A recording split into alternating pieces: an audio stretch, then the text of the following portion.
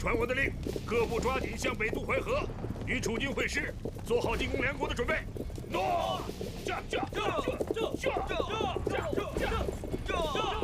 立刻发信通报诸侯，告诉他们，寡人已带精兵100万到达淮河南岸，正在渡河，尚有南越兵马30万随后调遣，足以匡正天下。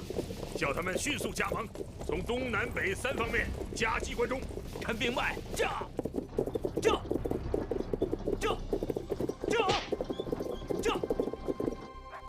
我已向皇上禀报过，看来皇上并不反对启用你，估计皇上就要召见你了。袁大人有什么话，只管向皇上说就是了。我今天还有件事想告诉你，来，你坐下。晁错说你袁盎，来，你坐下，做过吴国的丞相，而且还私受吴王的重金，并且担保刘濞不会反叛。可今日吴王却反了，于是他要拿你袁盎依律审判。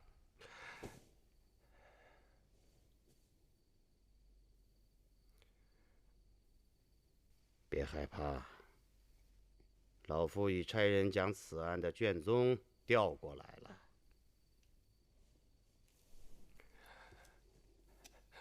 谢谢大将军。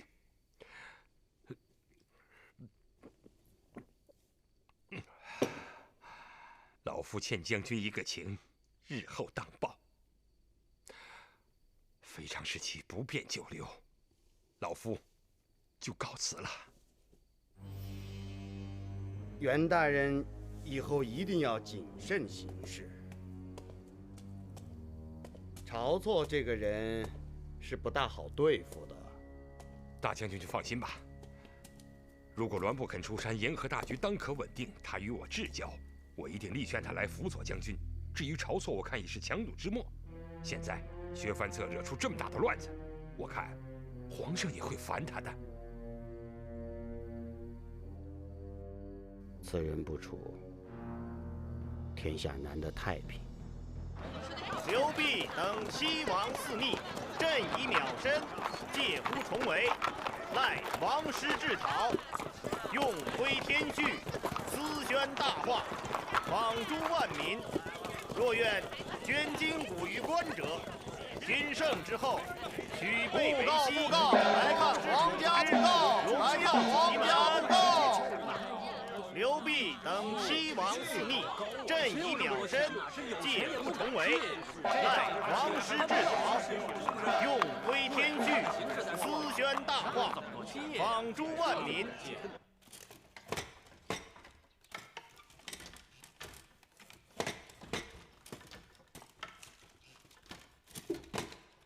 不是我说你，你一天到晚也得干点正事儿。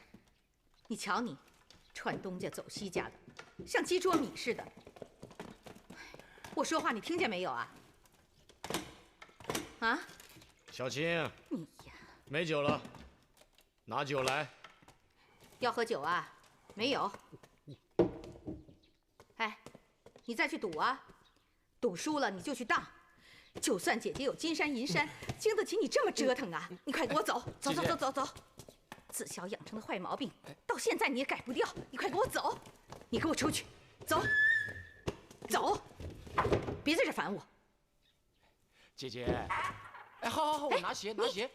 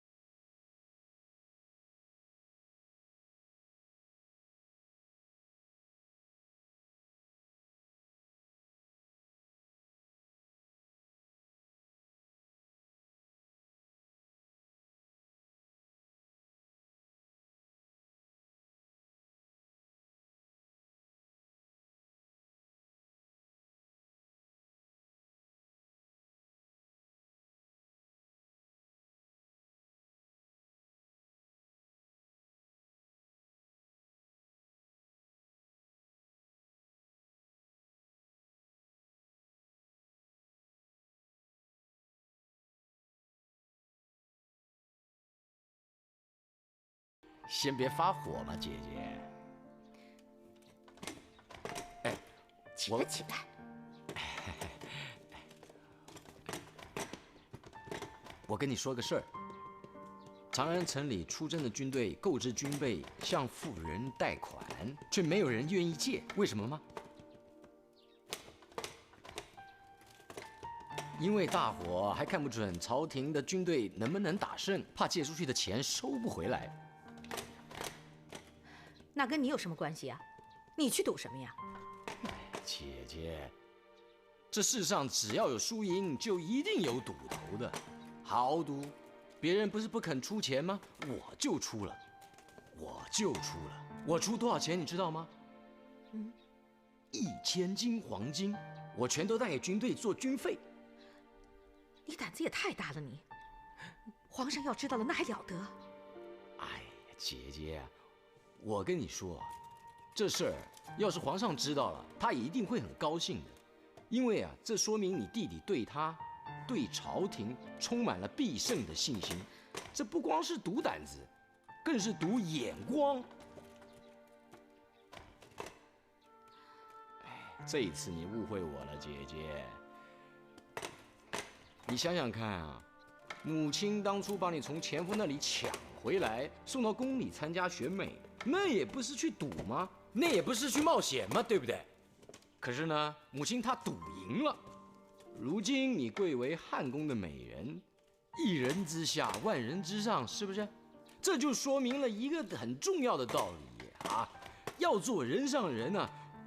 遇到了机会，你就得拿出胆量，敢于下注，敢于冒险。可你要是赌输了，你拿什么钱去还呢？姐姐，对你来说不能想什么万一，你必须要有信心，必胜的信心。皇上这些日子天天吃不好睡不香，我看连他也没有胜算。正因如此。这个时候，姐姐，你更应该打起精神来。我一个妇道人家，有精神又有什么用？怎么会没用呢？皇上情绪不好，你也愁眉苦脸，那怎么行啊？皇上现在最需要的不是几匹帛，而是你的关怀、支持和体贴。你必须为皇上分担别人不能分担的痛苦，你必须要比宫里所有的娘娘们更加坚强，更加大度。总归一句话了，帮助皇上渡过难关。弟弟，你别说了，姐姐知道该怎么做。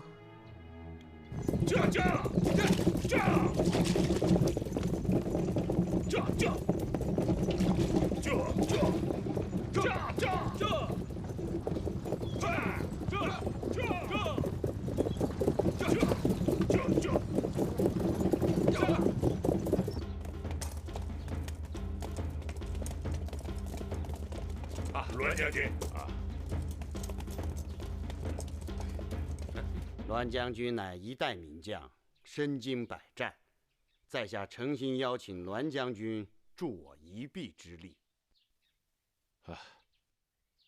老夫老了，武打中用了，只怕力不从心呐。只是当年跟随我的部曲家兵，现在有很多已经任将校了。我的脑子和嘴巴还能动动，窦大将军有用得着我的地方，尽管吩咐就是了。将军真是太客气了。我手下兵力不多，只能调给将军车骑5000人，请将军在黄河边驻扎，为我守御洛阳做个平护。我栾姓家兵还有3000人啊，还能召集河北侠士1000人啊，这样加起来也可以凑到上万人马。谢谢将军。哦，对了，皇上调给本将黄金1000斤，栾将军有需要只管任意取用。最紧要的是请栾将军守护住黄河码头，保证前线运输畅通。敬谢了，要用的时候我会派人来取的。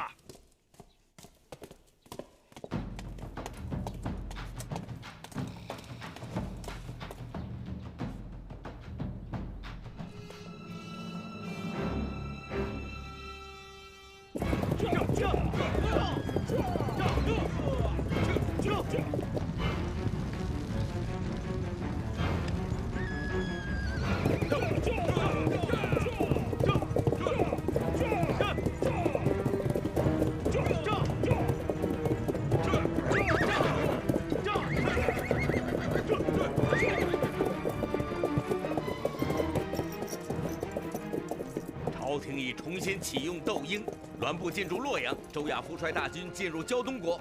不管他，我们进攻梁都绥阳，只要打下了绥阳，扣关函谷，就可以直取长安了。罪臣袁盎叩见陛下。啊，袁盎，你就是袁盎。诺。朕听许多人说起你啊，你也是三朝元老了。罪臣现在只是一介庶民。起来吧。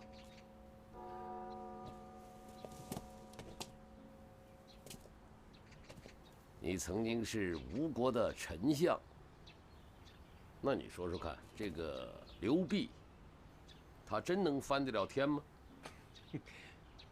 陛下，刘弼只是一个异想天开的老狂人而已，并不具备治理天下的才能。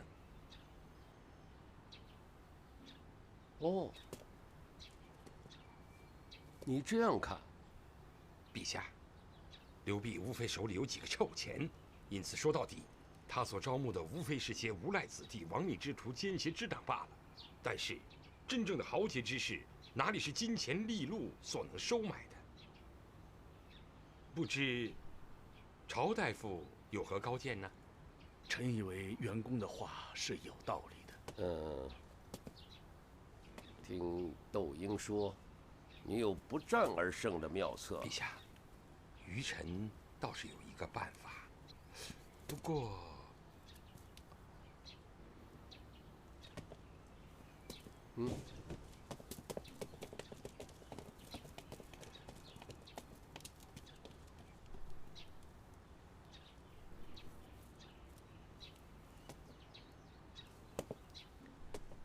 曹大夫回陛下。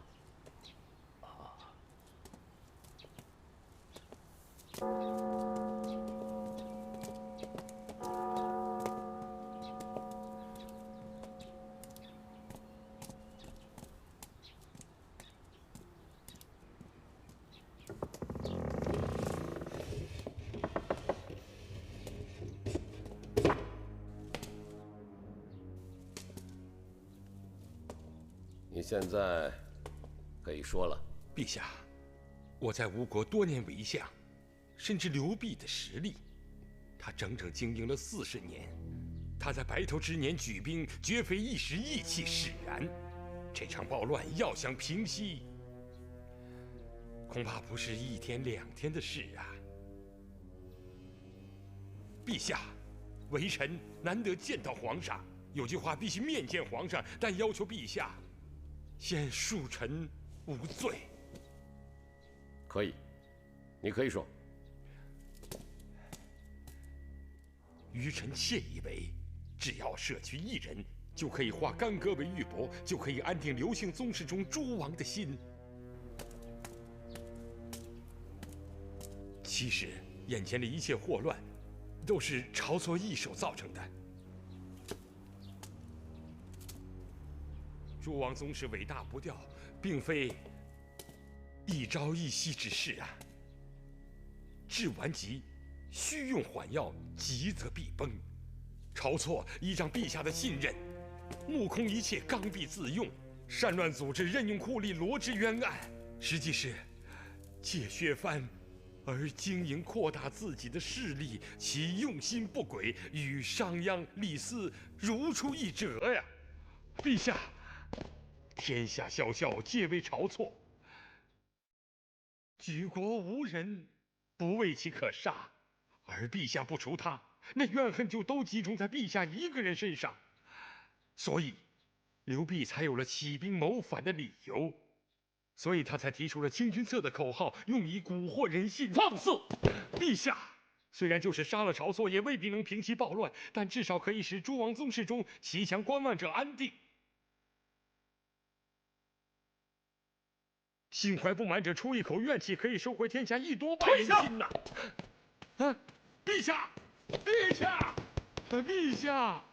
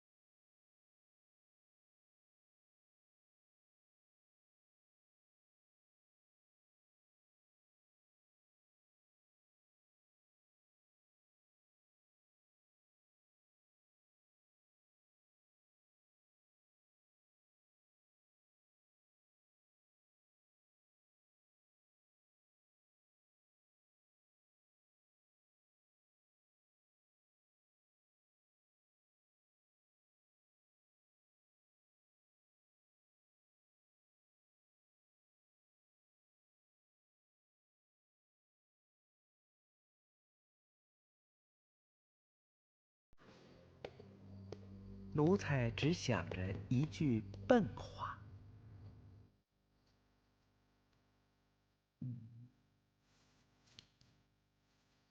陛下，但分能不打就别打，那才是上策。现在还怎么能不战？事到如今，都什么时候了？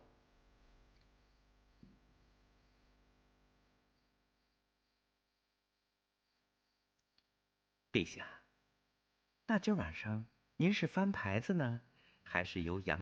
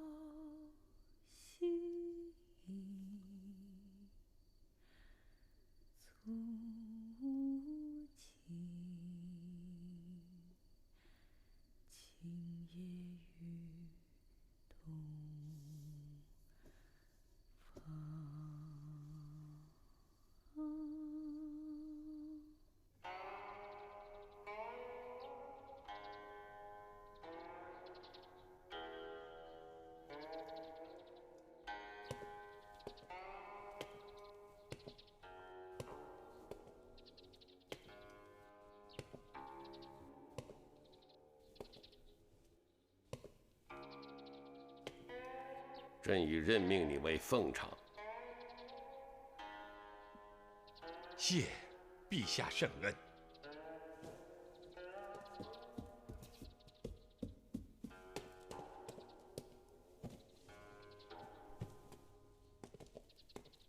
你带上这个，前往吴楚大营，跟刘弼谈判。领旨。你那天说的，朕也在考虑。你还有什么要说的吗？陛下要臣与吴楚叛军谈判，臣不敢不从命。但是希望陛下在刘氏宗亲里再选一人作为宗室代表，与卑臣一同前往，这样似更好一些。你认为谁去合适呢？德王刘通是吴王刘濞的亲侄儿，位高望重，臣愿与刘通一同前往。可以，可以，可以。陛下是否还有什么口信让臣带给刘濞呢？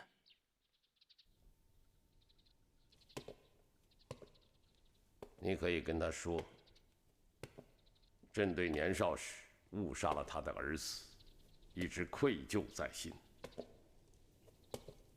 先行退兵，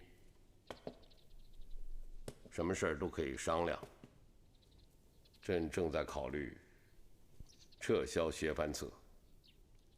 至于还有什么事儿，会在你去的途中通知你的。去吧。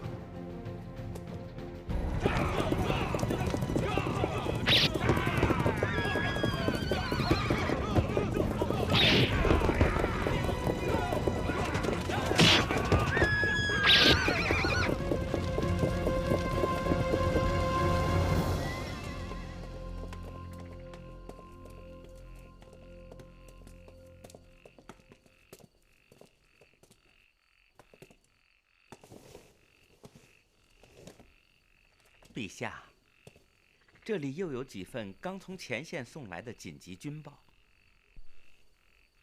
说。太尉周亚夫问可否从塞上往山东前线调兵增援，但塞上雁门、渔阳、程部、十部也请求增兵调粮。匈奴大单于10万骑已经逼近了雁门关，右贤王部正在逼近渔阳。哦，这儿还有一份。是大将军窦婴派人送来的密报。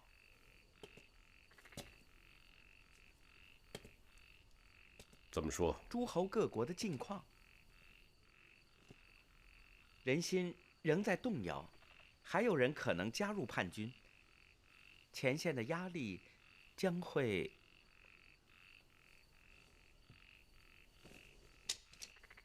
下去。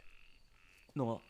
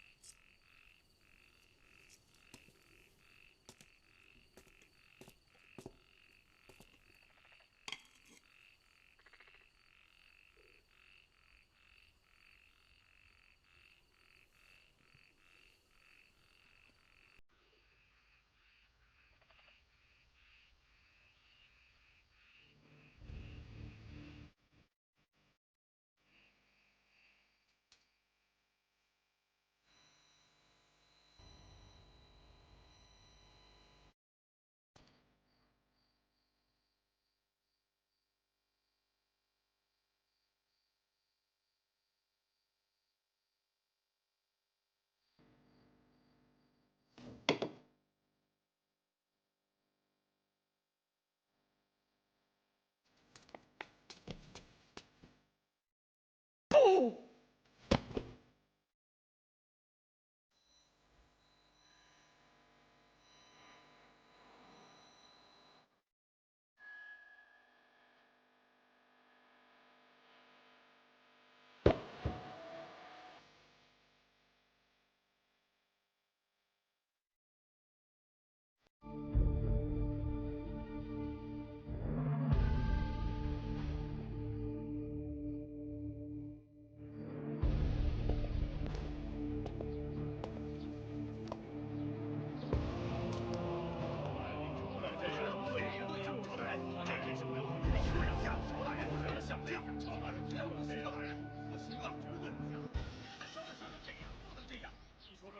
被你给搞乱了，都被你给搞乱了，这已经天下大乱了，您看不到吗？曹大人。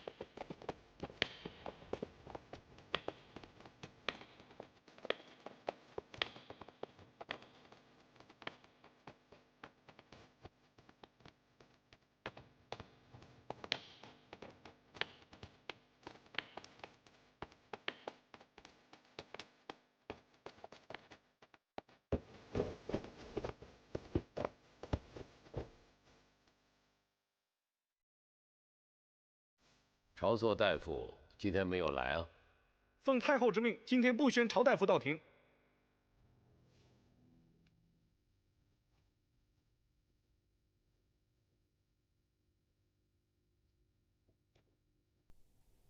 今天朝议，太后也驾临了。现在的局势是很紧张，如何才能稳住大局，稳定人心？今天可以再议一下。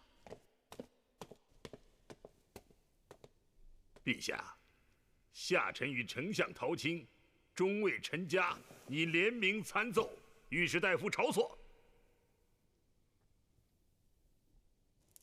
怎么说呢？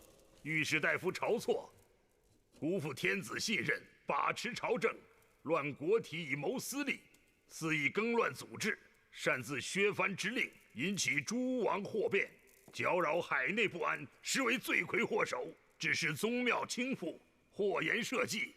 依汉律，擅变乱组织者，罪诛9族。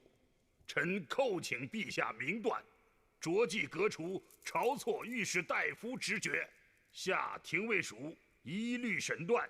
丞相陶青、廷尉张欧、忠为臣家，谨奏。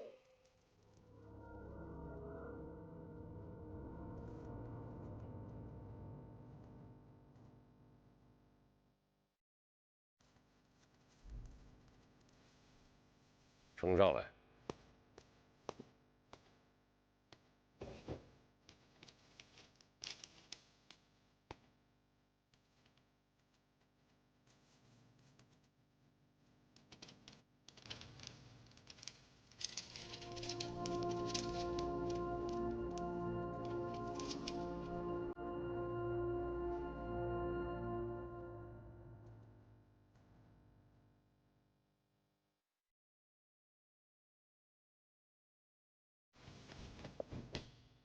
皇上准奏。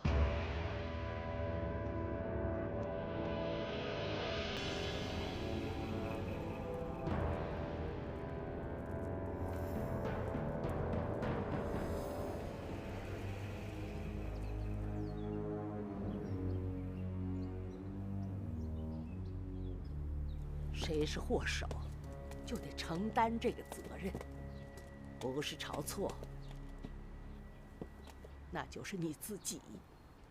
你是要留住一个晁错呢，还是要争取满朝的文武？你是要保住一个晁错呢，还是要保住大汉的江山？你是要死守一个晁错呢，你还是要守住列祖列宗创下的基业？其实这个晁错，也许确实是个忠臣，是，但是他蠢，他犯了众怒。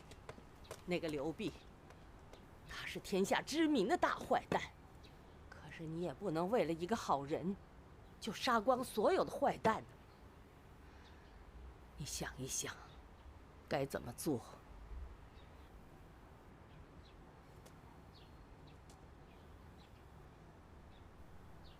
娘，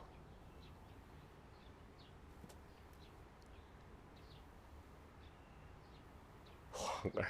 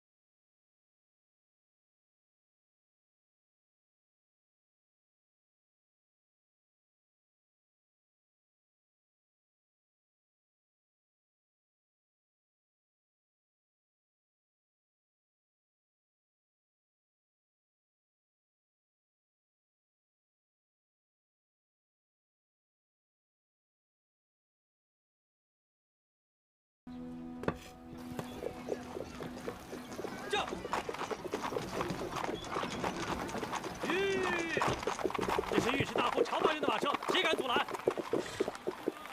晁大人，我奉谕命查拿侵犯，这条街道已经全部戒严，请晁大人的车驾跟我来。这。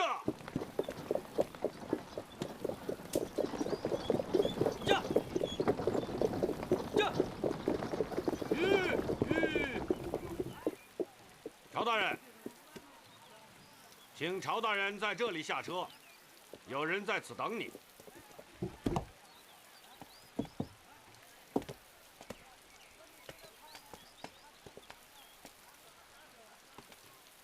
晁大人，请。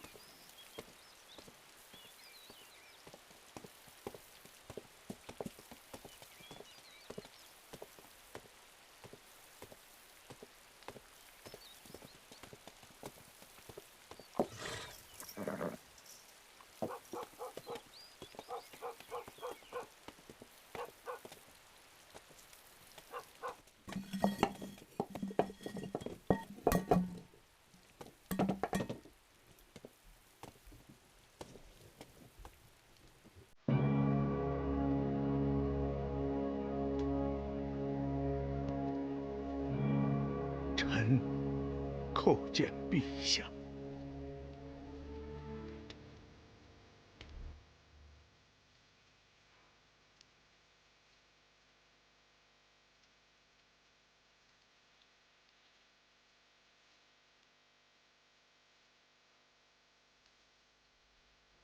大夫，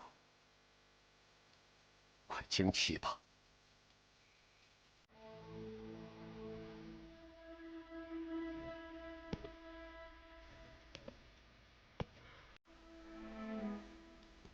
谢陛下。今天就在这里，与老师喝一杯酒。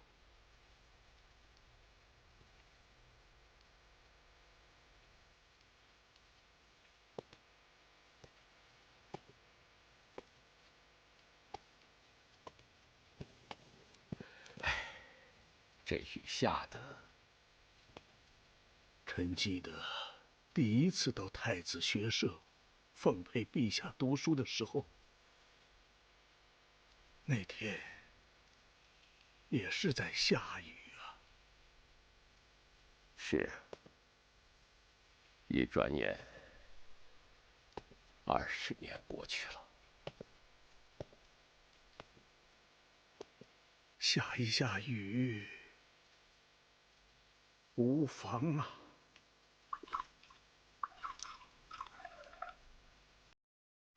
老师，朕从师20年，还从没有给老师斟过一杯酒。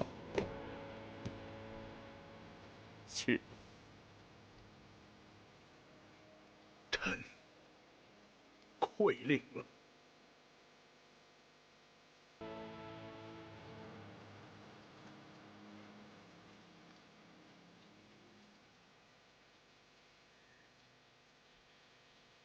敬谢陛下。老师，您过去曾说，世上对的事情就是对的，错的事情就是错的。可朕当了皇帝，慢慢觉得这世上的事情也不完全是这样，有的时候错的也是对的，对的有时倒是错的。明明是错的，有时偏得去做；明明是对的，有时偏又无法去做。但臣还是认为对的，到头来还是对的；错的，到头来他还是错的。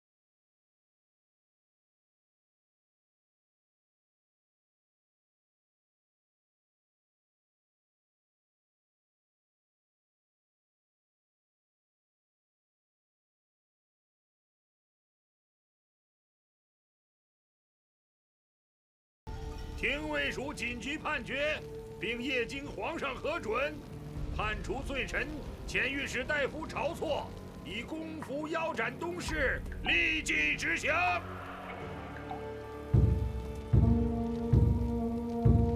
皇上传旨，晁错，你就放心去吧。皇上已特旨赦免你的家人，朝廷自会善待你的家人。皇上还问，您还有什么要对皇上交代的吗？今年请求佳节，只可惜臣不能再陪皇上上骊山，听那长空鹤唳了。